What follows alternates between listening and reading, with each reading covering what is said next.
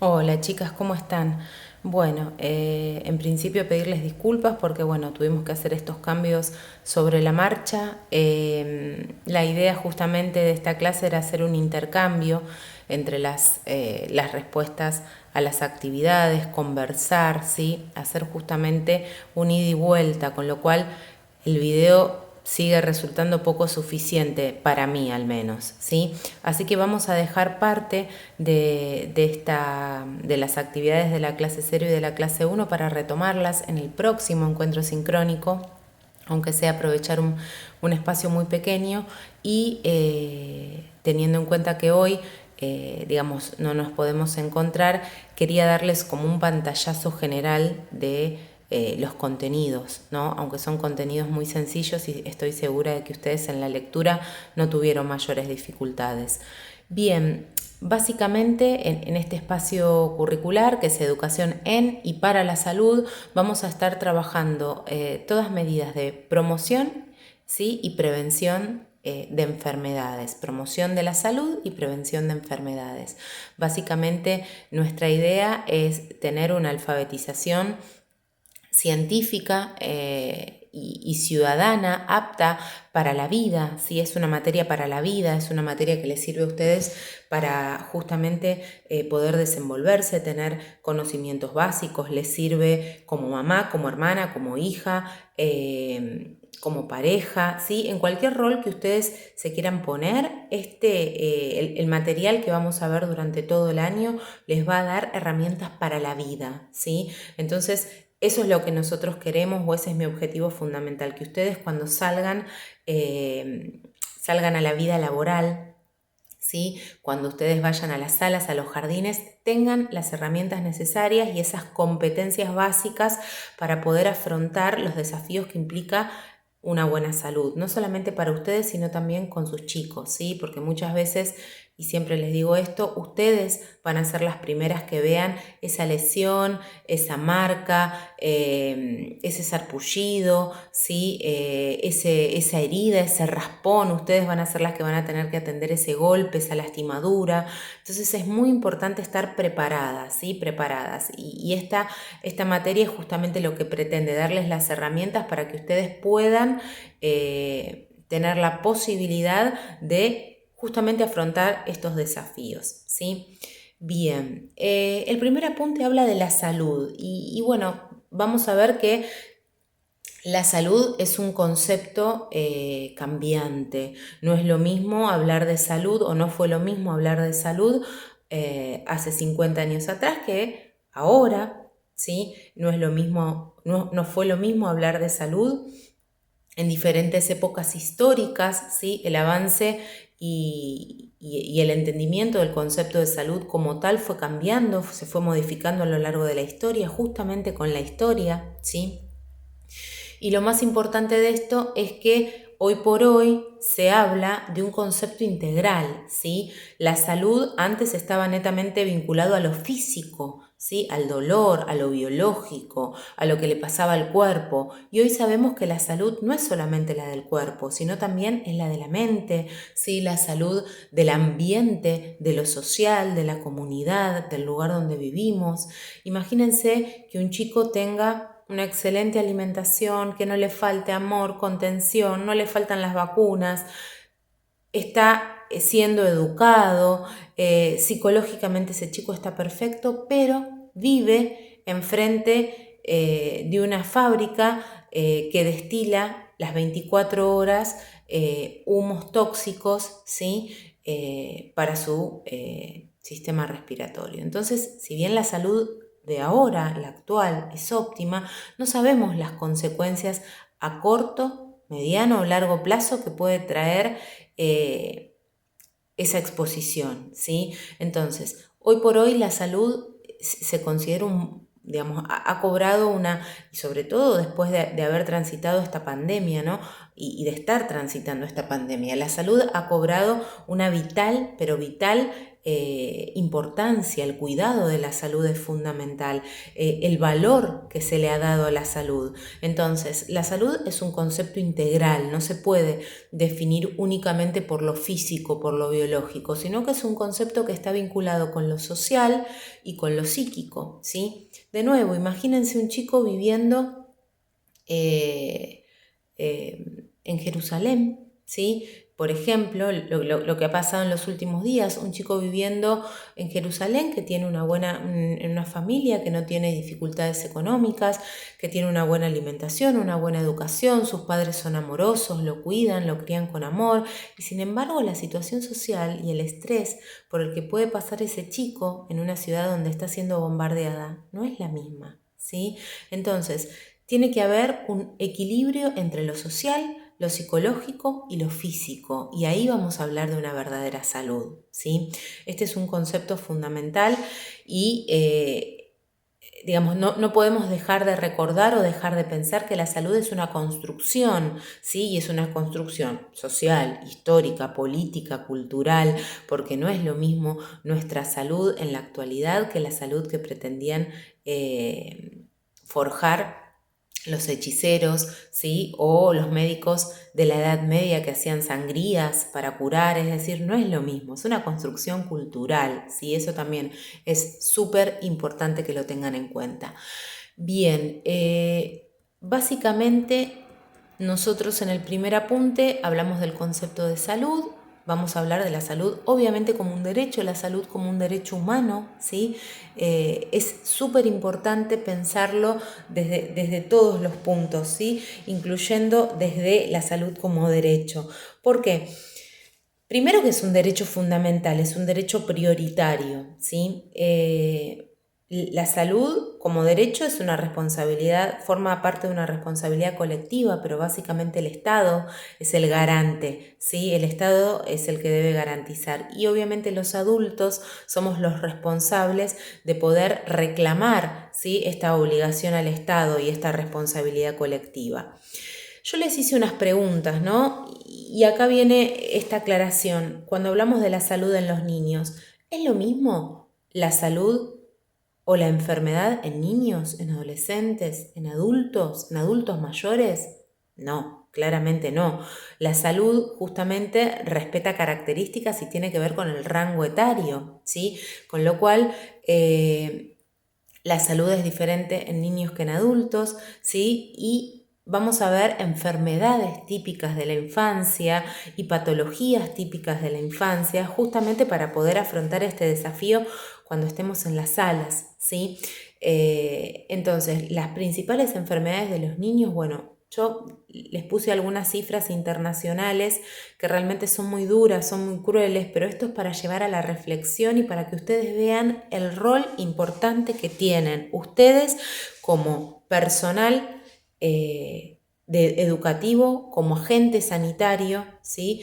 Ustedes como multiplicadores, ustedes como educadores, ustedes como facilitadores de esta información a las familias, ¿sí? ¿Cuál es nuestro rol más importante? Educar, educar y educar, ¿sí?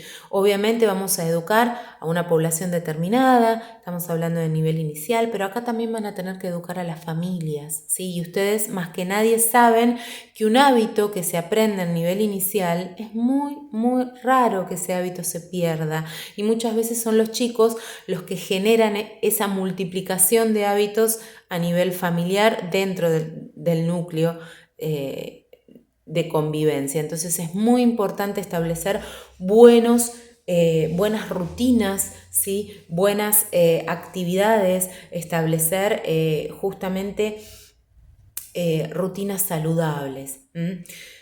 Algunas de las cifras que son, digamos, muy duras porque cada año, ¿sí? Mueren 10 millones de chicos, 10 millones de menores de edad. De esos 10 millones que mueren, como para que ustedes tengan un parámetro, estamos hablando a nivel mundial, ¿sí? Va a haber regiones que tengan mayor tasa de mortalidad, otras menores, pero vamos a hablar de que hay 1000 muertes, ¿sí? Cada hora, o sea, cada hora que avanza el reloj hay 24.000 ¿sí? Hay 24.000 muertes por día, ¿sí?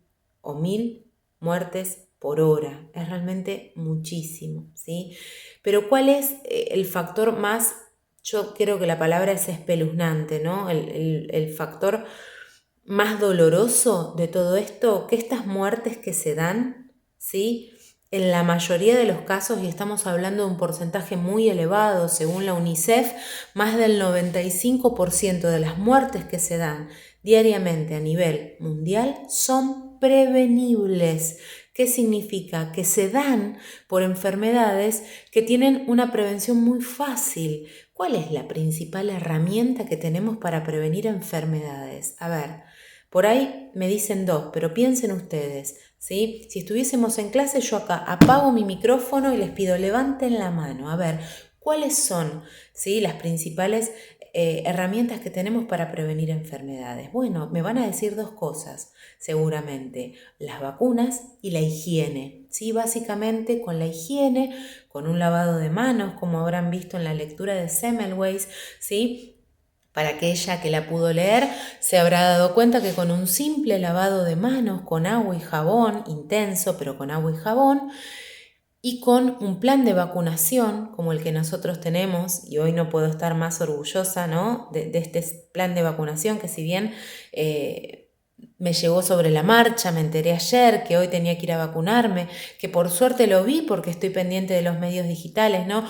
Tendrá sus cosas a mejorar, pero bueno, tenemos el mejor calendario de vacunación de Latinoamérica y tenemos uno de los mejores calendarios de vacunación del mundo, con lo cual nuestra tasa de mortalidad infantil debería ser muy baja porque tenemos muchas herramientas, pero nos falta la higiene, ¿sí? Nos faltan los buenos hábitos, nos falta mucha educación. Entonces es muy importante hacer hincapié en esto, ¿no?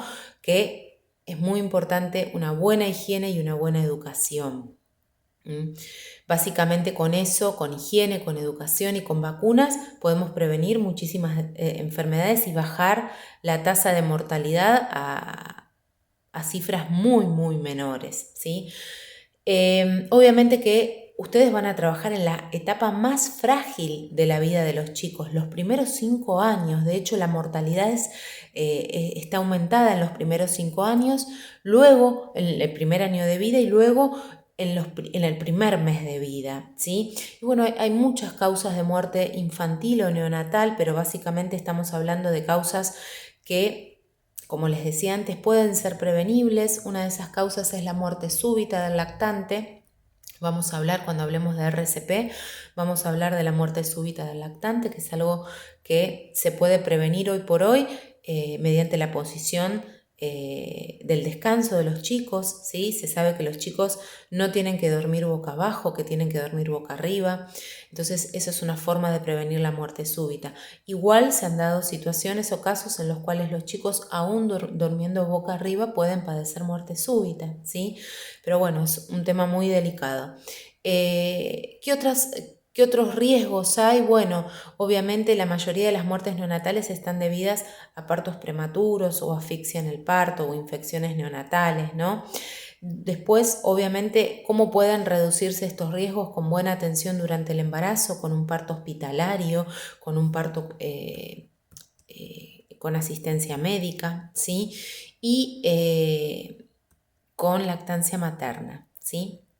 Los casos y las estadísticas son determinantes, ¿sí? Aquel chico que es amamantado con leche materna en los primeros 6 meses de vida como mínimo, durante el primero o el segundo año, la inmunidad es otra, la reacción a las infecciones es otra, la salud de su intestino es otra, desarrollan menos enfermedades digestivas, menos alergias, es decir, un conjunto de beneficios incalculables que tiene la lactancia materna, ¿sí?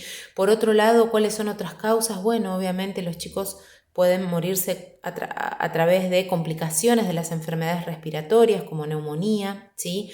La diarrea también mata, el paludismo, sarampión, enfermedades por VIH-Sida. Estas son a nivel internacional. ¿Qué le pasa a los chicos en el mundo? Ahora, si tenemos que hacer un análisis de qué mueren los chicos en la Argentina, bueno, lamentablemente los chicos mueren de desnutrición, ¿sí? Es horrible en uno de los países más ricos del mundo, con tierras extensas y con la fertilidad de estas tierras, los chicos en Argentina mueren de hambre. Sí, mueren de hambre. Esa es la primera causa de muerte, la desnutrición infantil, ¿sí? Y bueno, la verdad es que más o menos el 75% de los casos, por ejemplo, de enfermedades respiratorias se podían prevenir con un buen lavado de manos, con ventilación de los ambientes, con todo lo que hoy estamos haciendo para prevenir el COVID. Con eso mismo se pueden prevenir las enfermedades respiratorias que finalizan en neumonía, en bronquiolitis, en enfermedades complejas para los chicos que justamente pueden poner en riesgo la vida. Obviamente vacunación, limpieza, higiene son imprescindibles para prevenir la neumonía, lactancia materna y combatir factores de riesgo, porque no es lo mismo un chico bien alimentado que afronte una neumonía que un chico que no está bien alimentado, ¿sí? Y que afronte una neumonía. Obviamente, en particular, la malnutrición y la contaminación de los ambientes son justamente clave a la hora de dar respuesta a una infección respiratoria. No es lo mismo un chico que vive en un ambiente de fumadores o en un ambiente, como les decía antes, frente a una fábrica donde está todo el tiempo eliminando vapores tóxicos al ambiente. No es lo mismo la salud de ese chico que la salud de un chico que vive en otras condiciones. Entonces ahí también estamos hablando de la salud del ambiente, ¿sí? Bueno, en el mundo hay muchas, nosotros no nos afecta, sí tenemos hoy enfermedades como el dengue, pero en el mundo hay mucha muerte por paludismo, por malaria, ¿sí? Y básicamente eso se soluciona con repelentes y con un mosquitero, ¿sí? Con insecticidas, con lo cual realmente es aterrador pensar que los chicos mueren por cuestiones prevenibles, ¿sí? ¿Qué otro tema es importante de este primer apunte? Bueno, básicamente pensar que la prevención es fundamental, ¿sí? La prevención es fundamental. Y pensar en qué necesitan entonces los chicos para ser sanos. Y hay un dibujo que yo les pongo de los cuadernillos, de unos cuadernillos de Nación que extraje, ahí están en la bibliografía, que a mí me encantan, son cuadernillos para las familias, ¿no? Que es un poco enseñar a los papás, a todos, a ser papás. Ningún chico viene con manual de instrucciones, ningún chico nos dice cómo ser papás, pero sí sabemos que tenemos que cumplir con algunos requisitos. Bueno, esos requisitos es justamente brindarles una buena alimentación a nuestros hijos, ser conscientes de que necesitan recibir una buena alimentación, luchar para conseguir una buena alimentación para nuestros hijos. Y eso implica desde la superación personal, desde tratar de brindarle una vida mejor a nuestros hijos, de forzarnos y esforzarnos para tener un mayor ingreso económico que nos permita comer. Hoy sabemos que para no formar parte de la línea de la pobreza, en Argentina creo que una familia tiene que ganar más de 45.000 pesos, ¿sí? Con lo cual, si ustedes van al supermercado y muchas veces ustedes, como yo, somos las que cocinamos en casa, las que vamos a hacer las compras, se van a dar cuenta que lo difícil, ¿sí? Que está conseguir buenos precios, lo difícil que está comprar carnes, proteínas, ¿sí? Que tenemos que justamente pensar muy bien a la hora de hacer elecciones en la cocina, porque cocinar un buen plato de comida cada vez está más caro, ¿sí? Imagínense a las personas que tienen acceso al trabajo, a la educación, a la vivienda. Imagínense qué pasa con todas las personas que no lo tienen. Entonces, realmente, bueno, ser digamos, objetivos y pensar cómo podemos brindar una buena alimentación en este contexto, ¿sí? ¿Qué podemos hacer, por ejemplo, con los alimentos que recibimos ahora por parte del municipio? Todos los chicos de escuelas públicas reciben una caja de alimentos qué podemos hacer con esos alimentos para hacer justamente comidas o platos nutritivos, no solamente altos en calorías pero sin nutrientes, o sea, cómo podemos acompañar esos alimentos y todas esas cuestiones también se aprenden, las mamás lo han aprendido históricamente en los jardines, en talleres que las señoritas han hecho, así que fíjense todo el trabajo que ustedes tienen por delante, ¿sí? Entonces, ¿qué necesitan los niños para ser felices? Bueno, básicamente una buena alimentación, protección, sentirse protegidos, sentirse queridos, estar educados, estar escolarizados, ¿sí? Seguir con la escolarización, aunque la pandemia nos pase por arriba, aunque la pandemia nos limite, aunque no tengamos datos, aunque a pesar de todas las adversidades, seguir con la educación nuestra y la de nuestros hijos, ¿sí? Y obviamente higiene y cariño, ¿sí? Sin higiene no hay salud y sin cariño no hay salud mental, sin amor, ¿sí? Con lo cual alimentación, protección, educación, higiene, cariño son sinónimos de salud cuando hablamos de la primera infancia, ¿sí? Bien, entonces este primer apunte de la clase 0 dice un poco esto que les acabo de comentar y yo les dejé la actividad en el foro de inicio para que ustedes realicen estas preguntitas que vamos a retomar en el próximo encuentro y después le dejo la lectura de Semmelweis, que la verdad no tiene desperdicio y sobre todo en este contexto, esto que cuenta Semmelweis de su experiencia en la clínica, en la maternidad. Esta investigación data de 1850, 1848, ¿sí? Fíjense cuántos años atrás y sin embargo qué vigente está esta experiencia de Semmelweis. Yo les dejo la lectura de Semmelweis y les pido que ustedes también se guarden opinión sobre esto que acaban de leer de Semmelweis, que la verdad es que, como les digo, me parece que no tiene desperdicio y que aplica hoy más que nunca a la actualidad que estamos viviendo, ¿sí? Bien, yo les dejo ahí algunas actividades abajo de la clase 0 y 1, ¿sí? Les dejo algunas actividades y les dejo el apunte del doctor Batistela, ¿sí? Este apunte del doctor Batistela habla sobre la salud, la definición de la OMS, las enfermedades según el modelo biomédico, las limitaciones. De esto es de lo que hablamos un poco, ¿no? Que antes se consideraba al eje biológico como único eje de salud y hoy sabemos que lo social y lo psicológico tienen el mismo peso que lo biológico y sabemos que de hecho muchas veces nuestro cuerpo expresa nuestras dolencias psíquicas y sabemos que hay enfermedades psicosomáticas como las alergias, ¿sí?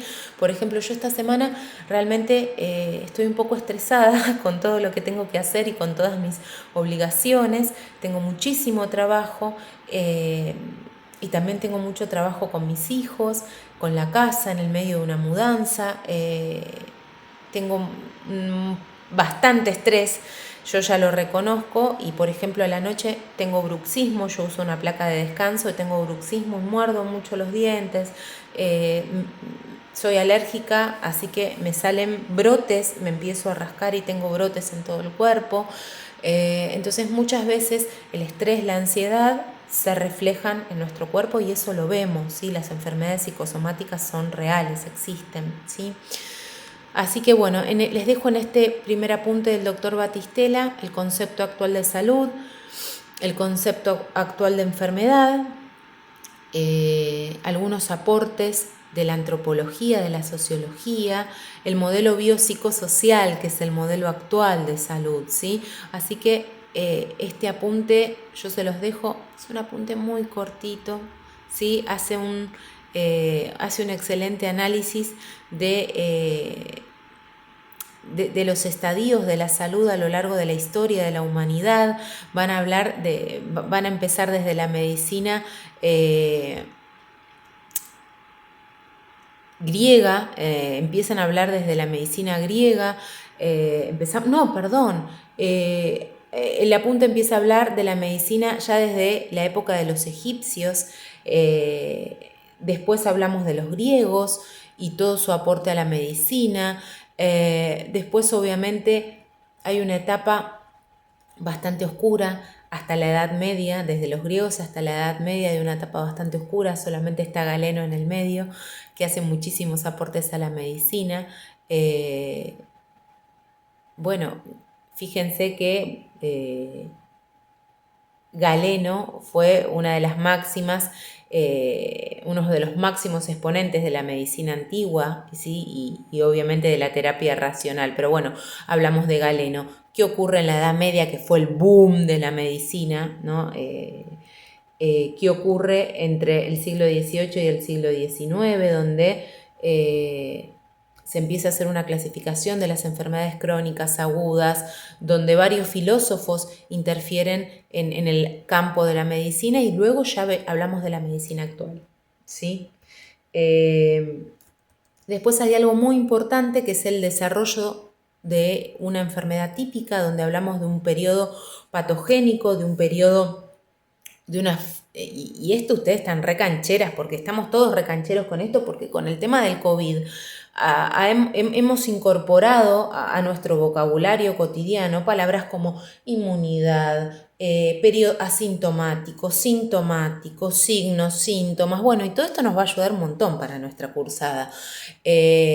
Acá en los periodos de una enfermedad típica conocemos el periodo prepatogénico, ¿sí? Que se habla de periodo de incubación, en donde no hay signos ni síntomas. Es un periodo que puede ser corto en enfermedades infecciosas, o un periodo más largo en el caso de enfermedades degenerativas, y se empiezan a iniciar los cambios producidos por el agente, por la noxa, por lo que nos enferma, pero no hay síntomas, por eso es prepatogénico, ¿sí?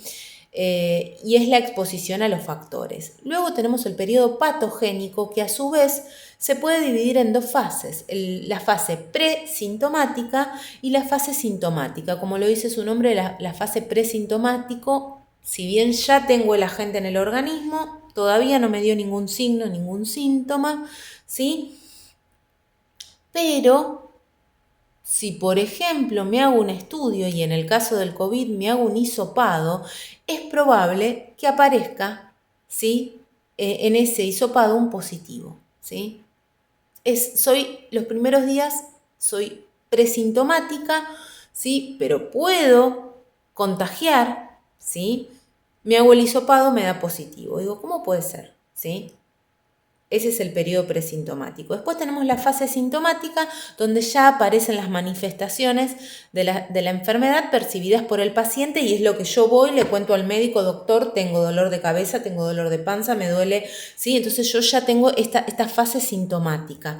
Después tenemos el periodo de resolución, que es el periodo natural de resolución. En el caso de los virus suelen, si no se sobreinfecta esa infección, ¿sí?, viral, los virus suelen tener un periodo, por ejemplo, semanal. Entre 7 y 10 días los virus resuelven solos, ¿sí? Por eso de este coronavirus, yo lo único que puedo hacer es paliar esos síntomas con algún descongestivo, con algún corticoide que me dilate los bronquios, con algún ay, no me sale el nombre, con algún analgésico para los dolores, ¿sí? Pero no tengo nada para sacarme el virus del cuerpo. El virus tiene un ciclo, ese ciclo dura entre 7 y 10 días, ¿sí?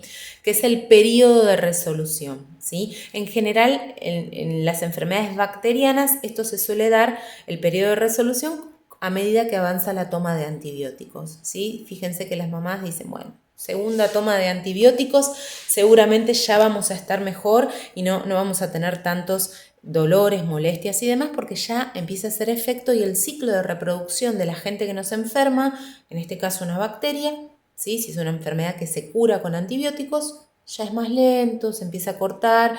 Entonces este periodo de resolución va asomando.